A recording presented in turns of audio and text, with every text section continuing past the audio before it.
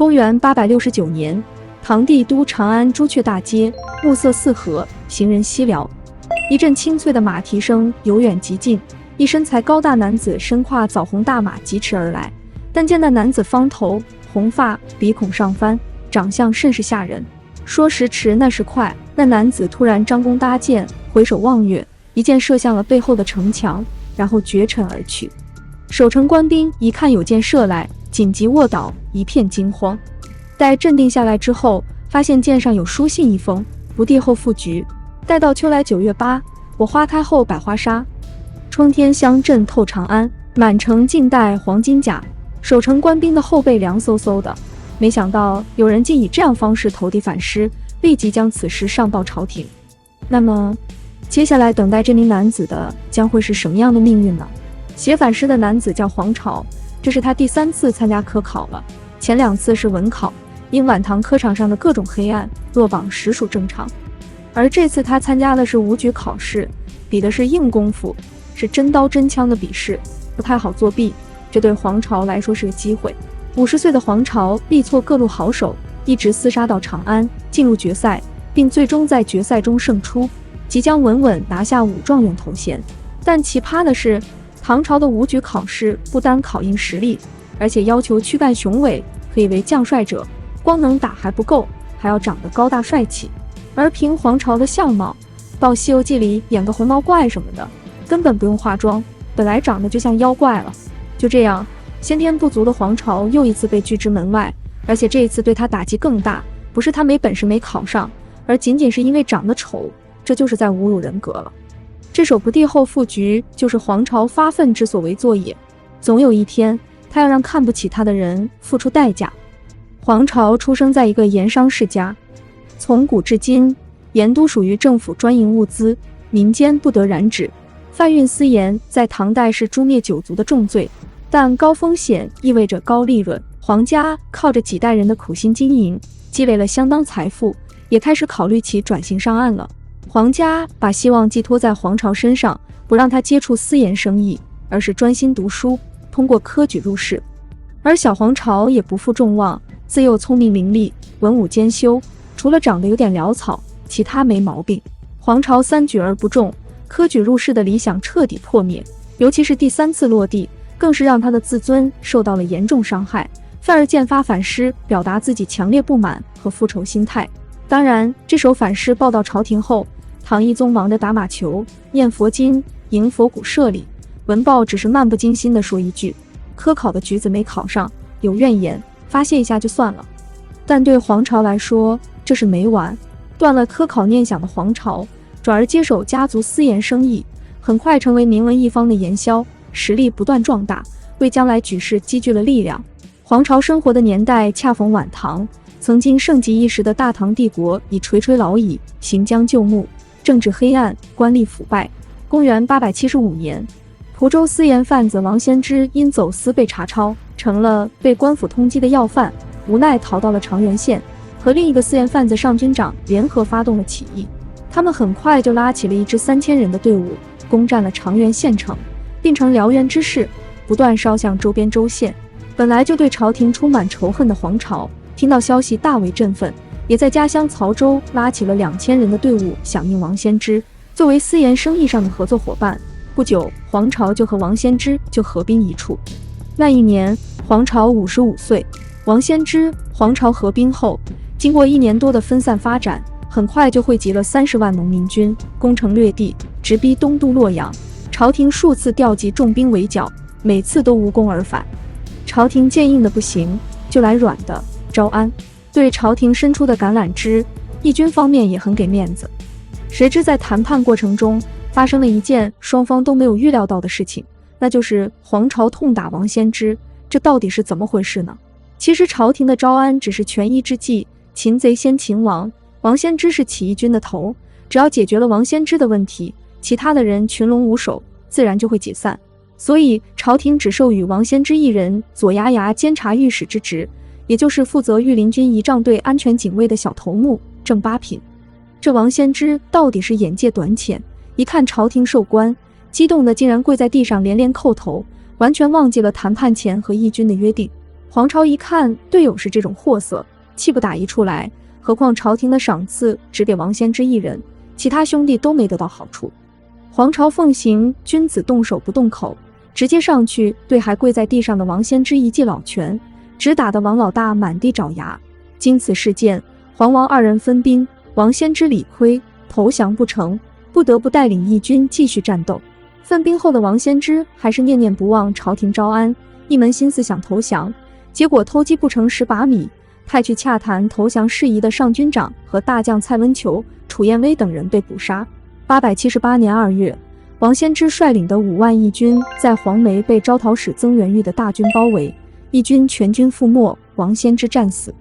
王仙芝战死后，官兵把围剿矛头直指黄巢，加大了黄巢起义军的压力，但也为黄巢施展才能提供了舞台。878年，黄巢攻克亳州，起义军在亳州举行结盟大会，推举黄巢为黄王，黄巢自称冲天大将军，建立临时政权，年号王霸。亳州会盟是草军发展史上重要转折点，在黄巢正确军事思想指挥下，几十万起义大军流动作战，避实就虚，声东击西，始终牵着官兵鼻子走。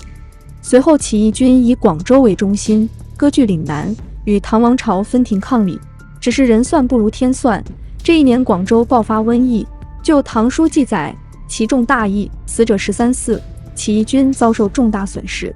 在这种情况下，部下纷纷提出回师中原。这一年闰10月，黄巢发布北伐讨唐檄文，自称义军100万都统率土大将军，宣布兴师北伐。此时的唐王朝风雨飘摇，但瘦死的骆驼比马大，和起义军相比还是占上风。唐僖宗听说黄巢大军北伐，急忙调兵遣将，甚至借来了能征善战的沙陀骑兵。在荆门，起义军受到山南东道节度使刘巨荣和沙陀骑兵的联合伏击，损失惨重，被俘虏和杀死的义军有17万之多。但官场老油条刘巨荣见好就收，并没有乘胜追击，由此起义军逃过一劫，而唐朝廷也失去了一次难得的消灭黄巢起义军的机会。而此时的黄巢又展示了他的过人之处，他一边收拾残部顺江东下攻打信州，一边向唐诸道行营兵马都统高骈诈降，为义军赢得喘息时间。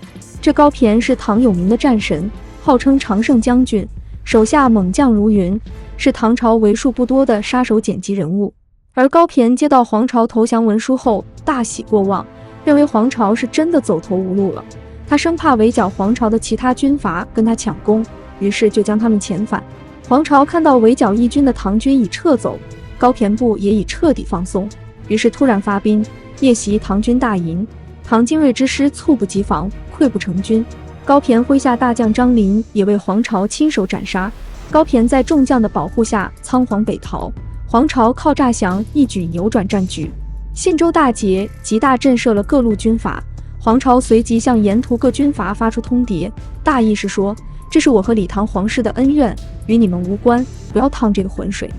这些藩镇本来就是墙头草，哪管皇帝死活，眼看黄巢势大，也不敢造次。就这样，义军挥师北上，一路高歌猛进，基本上没遇到什么大的抵抗。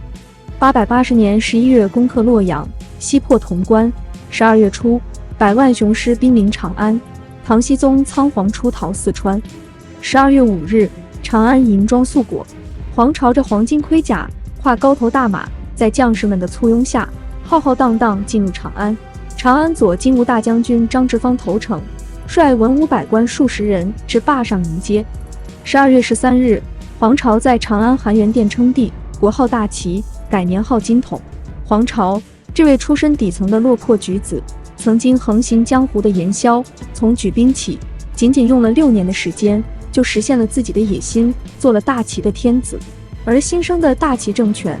正如历史上众多的通过农民起义建立起来的政权一样，其兴也勃焉，其亡也忽也。新生的大齐朝并没有做好从农民起义军到统治者的转变，长安的金粉繁华，笙箫歌舞，让义军官兵彻底迷失，纷纷涌进长安城，大快朵颐，享受胜利果实。而黄巢本人也迫不及待过起了帝王生活，对唐僖宗后宫留下的佳丽嫔妃逐一进行深入的交流。义军的大量涌入，让长安城的日常供应出现短缺。但正所谓你有粮我有枪，你家就是我粮仓。起义军在城里大肆劫掠，屠戮唐宗室百官，对官僚、地主和富豪严刑拷打，勒令交出财物充公。繁华长安城顿时成了人间地狱。唐末诗人韦庄写下一句“当街踏进公卿谷”，描述当时长安的景象。而大齐对旧唐官员也待遇苛刻，无疑把他们推向了反齐阵营。那些表面上臣服的藩镇也并没有从大齐得到好处，开始蠢蠢欲动。逃到四川的唐僖宗也在紧锣密鼓重新组建军队，企图复辟。很快，一场战争就此打响，大齐变成守江山的一方，而大齐官兵早已被奢靡享乐腐蚀彻底，先前的昂扬士气已衰竭殆尽，兵败如山倒。在金銮宝殿上称帝2年零4个月的大齐皇帝黄巢被迫撤出了长安。撤出长安的黄巢又一次沦为流寇，受到唐军追剿。在大齐军面临生死存亡的关键时刻，黄巢手下大将朱温、原起义军2号人物大齐宰相上让相继投降叛变，反过来围剿黄巢。884年6月，黄巢兵败泰山狼虎谷，大齐朝败亡。而大齐皇帝黄巢个人的生死结局，史书记载不一，至今尚无定论，主要有自杀、他杀和遁入佛门3种说法。黄巢起义疾风骤雨般夺取政权，又迅速走向灭亡。他砸烂了一个旧世界，却没能创造一个新世界。他失败的原因是多方面的：流动作战，没有稳固的根据地，没有建立稳定的地方基层政权，缺乏执政基础，夺取政权太过迅速，缺乏必要的执政准备和执政资源，骄傲自满，盲目轻敌，奢靡享乐。